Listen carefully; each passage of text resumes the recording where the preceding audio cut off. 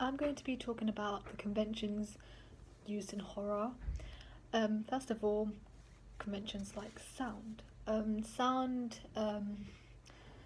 Music is mainly used to build tension and to set the atmosphere. So, music also makes people feel scared and uneasy. So, it's a really good technique, a way of music actually does this to people's mind. Sound is used to evoke response from audience.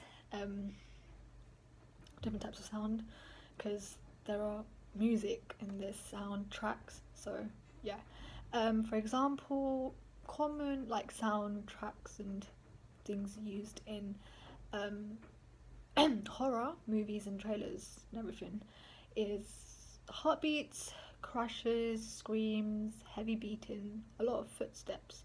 Like you'd really hear the footsteps.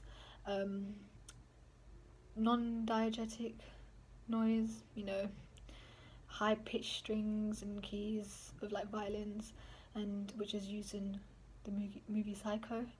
And like, yeah, there's a lot of emphasis on sound, and sound really enhances each scene and helps put together the movie together according to the genre, because without sound you won't really think sound is very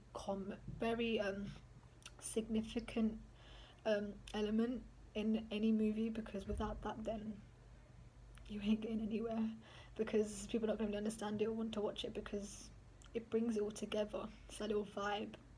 Another convention in horror is camera angles and editing. Established shots are used to show a location or set the scene, and that is mostly done with a narrative, and it's significant for the setting. For example, in Psycho, when it started off with the bird's eye view, panning and zooming into the house, that was established shot, because it started with the whole view of the city, and then it went zoomed into like the room. Handheld shots are another camera angle shot, are used to help make this, the scene look more authentic and creating tension, but specifically to look realistic. For example, the Blair Witch Project, where the whole movie used a handheld camera, so it felt like we were there. High and low angles are often used to show importance of each character and how much power they have over each other. So that's another way of another convention in horror, to show who's the big boss.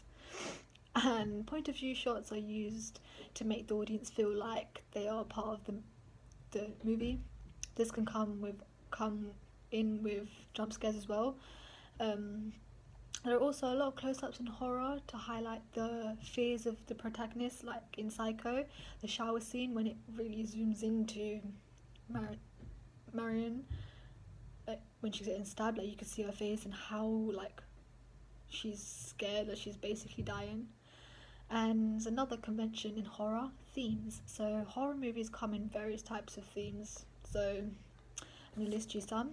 Good versus evil, repression, religion, supernatural, madness, insanity, envy, suicide, revenge, etc., etc. There's a lot of themes that tie in well together with horror, because of, what people go through, moral panics.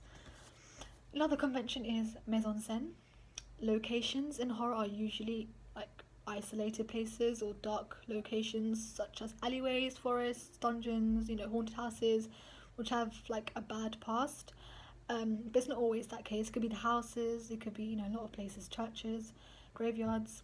Lighting is definitely mostly dull and dark, but there are elements of bright lighting, for example, when the scene is daylight, but lighting depicts the idea of horror as well, because if it's too bright throughout the whole movie or the trailer, it's not really gonna be effective, because you want it to be dark as well.